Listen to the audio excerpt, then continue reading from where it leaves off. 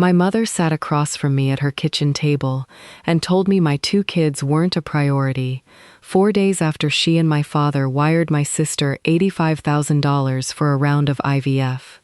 Then she asked, in the very same conversation, whether I could keep covering their mortgage payment for another few months, just until things settled down financially. I'd been quietly paying $600 a month toward my parents' mortgage for 3 years by that point, ever since my father's hours got cut and nobody else in the family stepped up. I didn't say no that day. I said I needed to think about it. I thought about it for 11 days. Then I called my bank and canceled the automatic transfer, and I want to walk you through exactly what happened after that, because it's the part of this story that actually changed my relationship with my entire family, not the $85,000 itself. Quick facts before anything else. I'm 37, married to my husband Marcus, with 2 kids of my own, ages 6 and 9.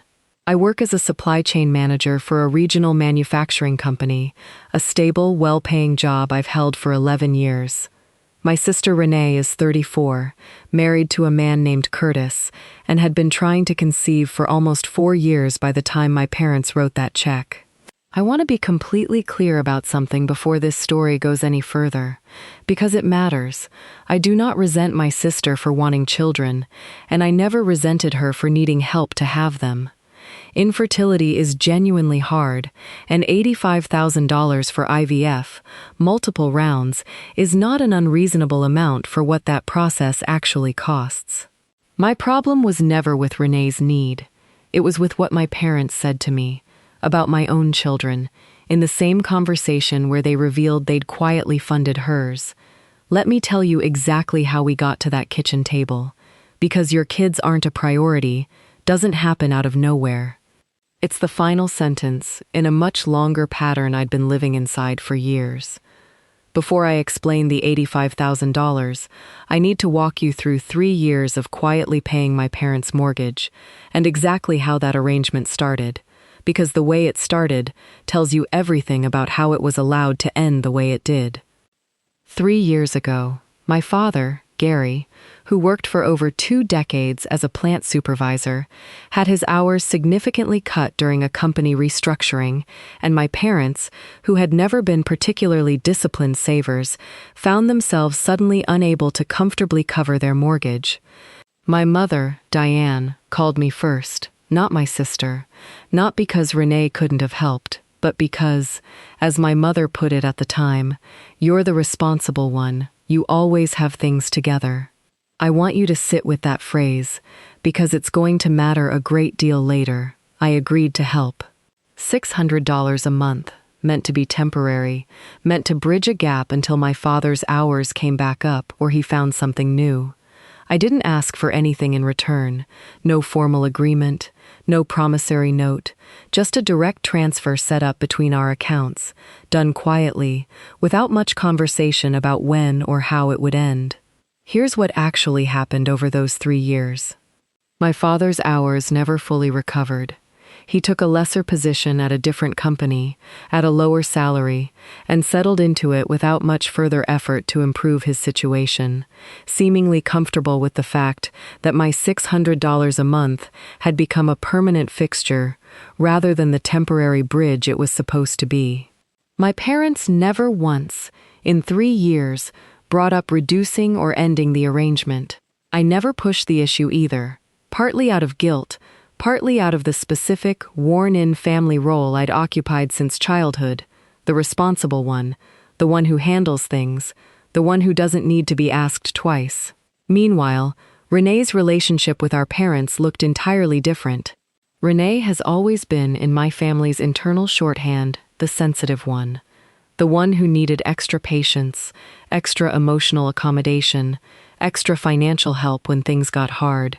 Not because she asked for it more directly than I did, but because my parents simply extended it to her more readily, almost instinctively, in a way I'd stopped consciously noticing because it had been true for so long it just felt like weather. I want to give you 3 specific moments from those 3 years, because they explain exactly why your kids aren't a priority landed the way it did. Here are the 3 moments that built directly toward that kitchen table conversation. Moment 1. About 2 years ago, my son needed a fairly significant orthodontic procedure. Not cosmetic, a genuine bite correction his pediatric dentist strongly recommended before it caused bigger problems later. The cost, after insurance, came to about $4,000, tight for my household budget that particular year, especially while I was also sending $600 a month to my parents.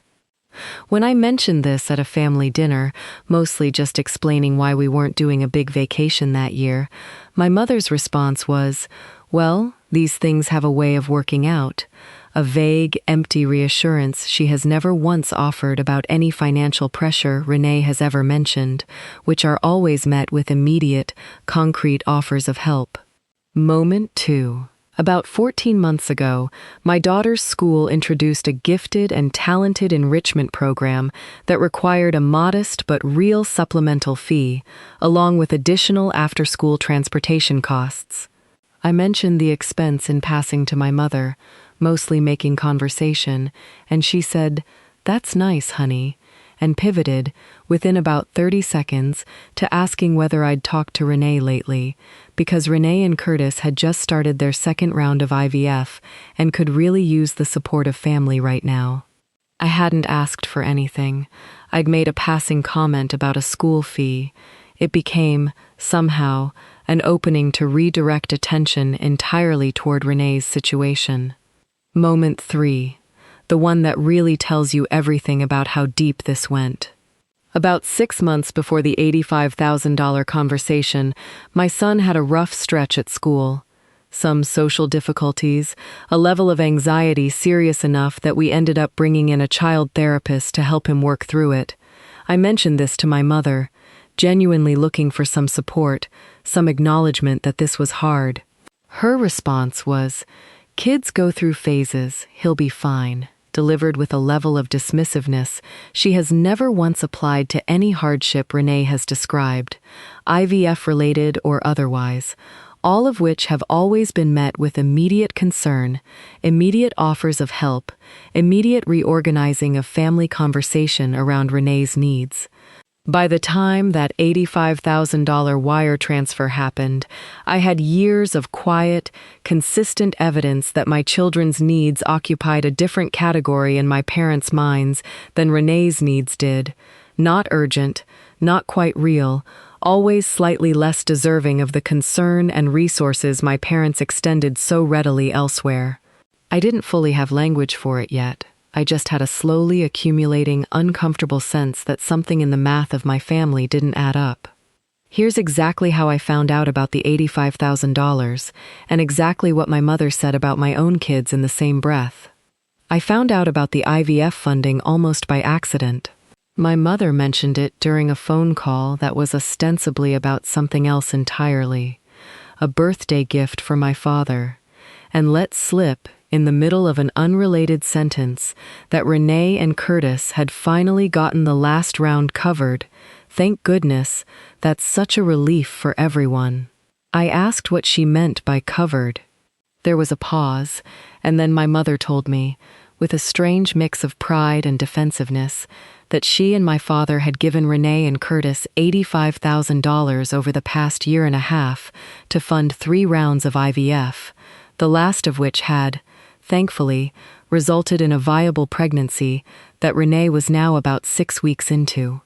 I want to be honest about my initial reaction, because it wasn't anger, it was confusion, mostly, because $85,000 is an enormous amount of money, and I had absolutely no idea my parents had that kind of money available. I asked, carefully, where that money had come from, given that they'd been telling me, consistently, for 3 years, that they needed my $600 a month just to stay afloat on their mortgage. My mother's answer is the part of this story that still, honestly, makes my stomach turn a little when I think about it. She said they'd used a home equity line of credit against the house, the same house whose mortgage I'd been quietly subsidizing for 3 years, specifically to fund Renee's IVF treatments, on top of continuing to accept my monthly payments the entire time. I asked her directly whether she understood what that meant, that they'd taken on additional debt against a house I was actively helping them afford, in order to give my sister $85,000, without ever mentioning any of it to me. That's when she said it. She said, and I remember this with painful clarity, Renee needed this. This is about her having a family. I know it's a lot of money, but some things matter more than others, and honestly, your kids already exist. They're not the priority here, the way Renee's future kids are. I sat with that sentence for a long moment before I could say anything at all. What she said next in that same conversation is what actually made the decision for me. Before I'd even fully processed what my mother had just said about my own children, she pivoted, almost seamlessly, back to the original reason she'd wanted to talk in the first place. She said that with the home equity line now stretched from the IVF funding, they were feeling the mortgage pressure again, and asked whether I'd be able to keep helping for a while longer, maybe even bump it up a little if things got tighter. I want you to sit with the sequence of that conversation the way I had to sit with it in real time. In the span of about 4 minutes, my mother told me my own children were not a priority in the way my sister's future children were, and then, immediately afterward, asked me to continue quietly funding the house that had just been used as collateral to prioritize exactly that. I didn't answer her request that day. I told her, honestly, that I needed time to think, and I hung up the phone and sat in my car in my own driveway for close to 20 minutes before I could bring myself to go inside and be present with my kids. The same kids my mother had just, effectively, told me mattered less than a pregnancy that didn't exist yet. I spent the next 11 days thinking, not dramatically, not in some cinematic spiral, just quietly, steadily, turning the situation over while I went about normal life, dropping my kids at school, going to work, having dinner with my husband, Marcus, who I told everything to that same night, and who, to his enormous credit, didn't tell me what to do. He just asked me, gently, what I actually wanted, once I stripped away 3 years of guilt and family habit. On day 11, I called my bank and canceled the automatic transfer. I didn't call my mother to announce it. I let her find out the way she'd find out about any missed payment, through the bank statement itself. What happened over the following 2 weeks is the part of this story that actually forced a real reckoning, not just a quiet grievance I carried alone. My mother called 9 days after the payment would have normally gone through, her voice tight, in a way I recognized immediately as barely controlled panic. She asked if something had happened to my account, whether the transfer had failed on my end by mistake. I told her the truth. I'd canceled it, deliberately, and I didn't currently plan to resume it. There was a long silence, and then she asked why, in a tone that suggested she genuinely hadn't connected this decision to the conversation from 11 days earlier, as though that conversation had simply evaporated from her memory the moment she'd moved on to her next request. I reminded her. I repeated her own words back to her, as precisely as I could remember them, that my kids weren't a priority the way Renee's future kids were, and that she'd said this in the same conversation where she'd asked me to keep funding their mortgage.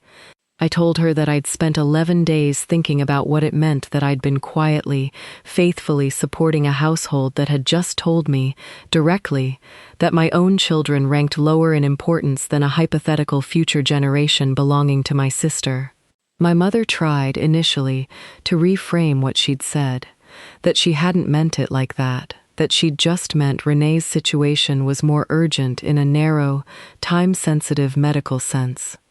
I told her, calmly, that I understood the urgency of infertility, genuinely, and that if she'd simply said Renee's situation required more immediate financial intervention, I would have accepted that as a fair, if painful, statement of triage. But that's not what she'd said.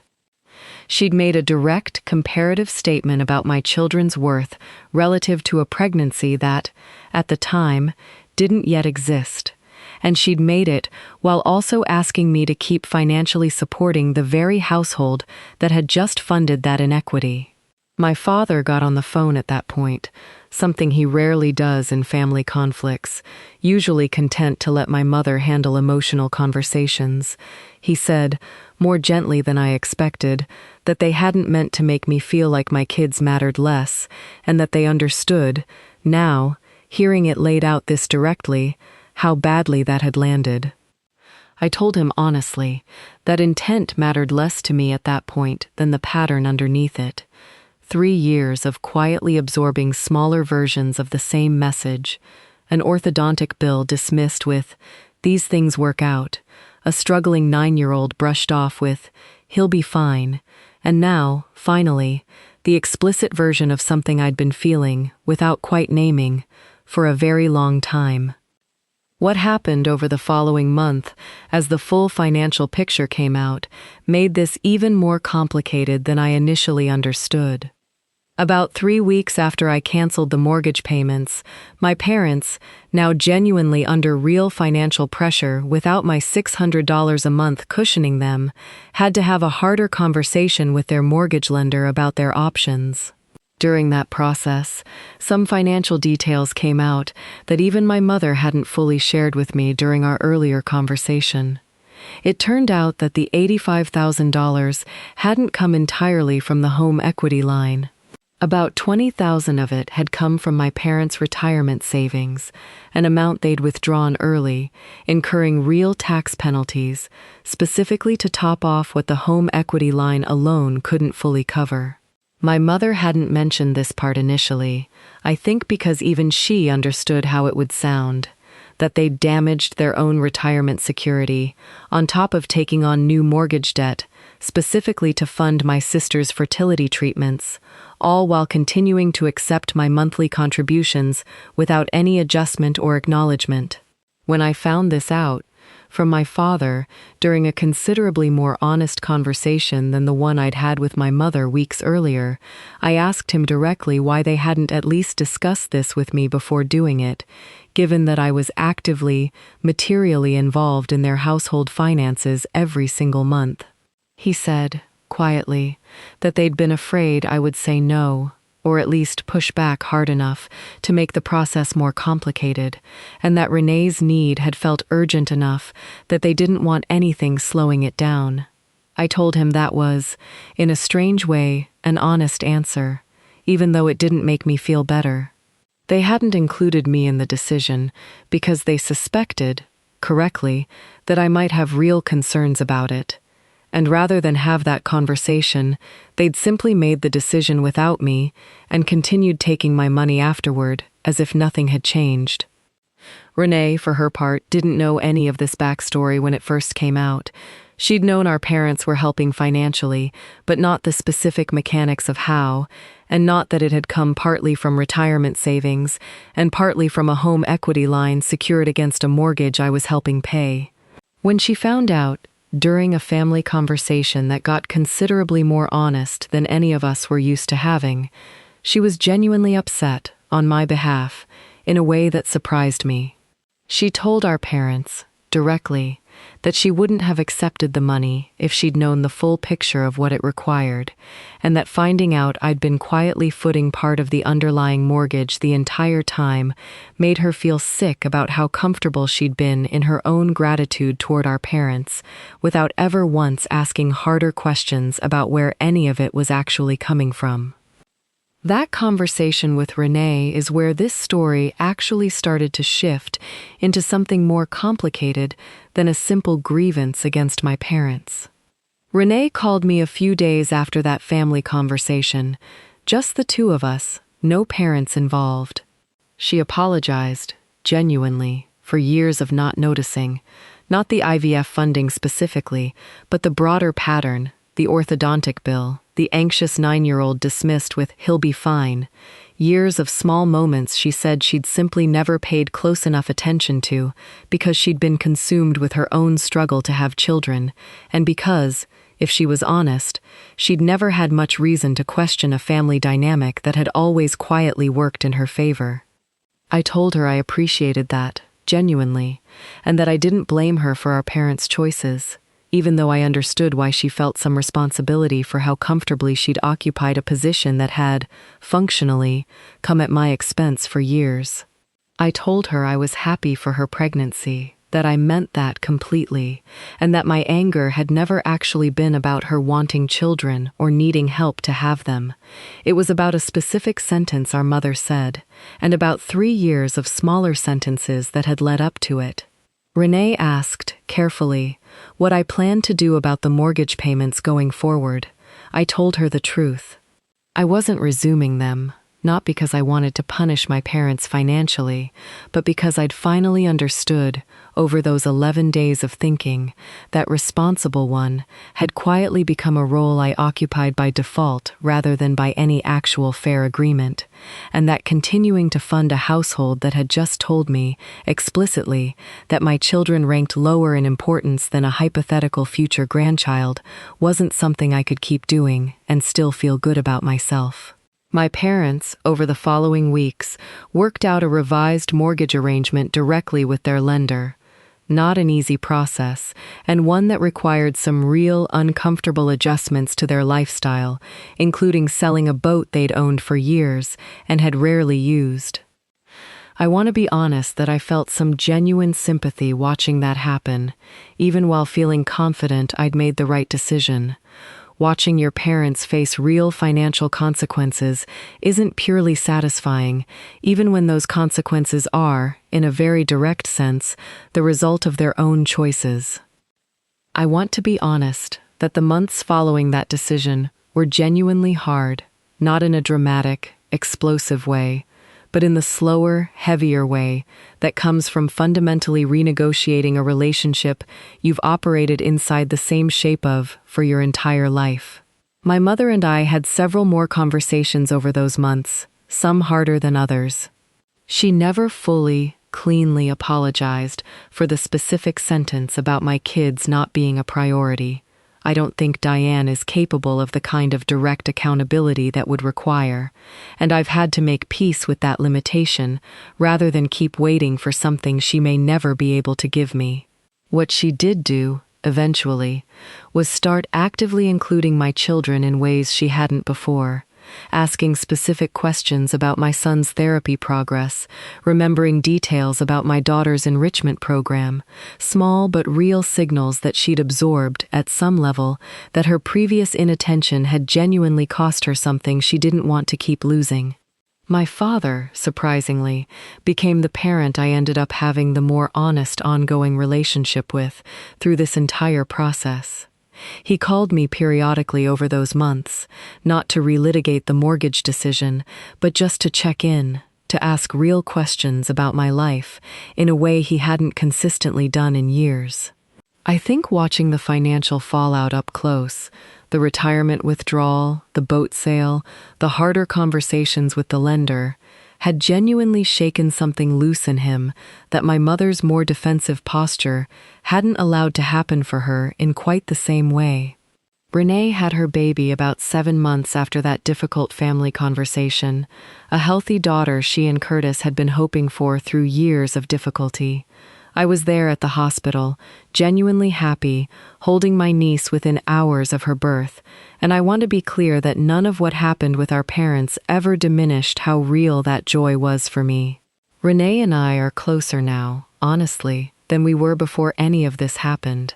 Not despite the conflict, but partly because of the harder, more honest conversations it forced both of us to finally have.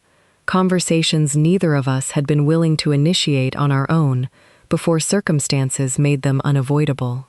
I never resumed the mortgage payments. My parents have managed, with real effort and real sacrifice, to stabilize their finances without them, which, I've come to realize, they were probably capable of doing all along if the option of my $600 a month hadn't quietly removed the pressure to try.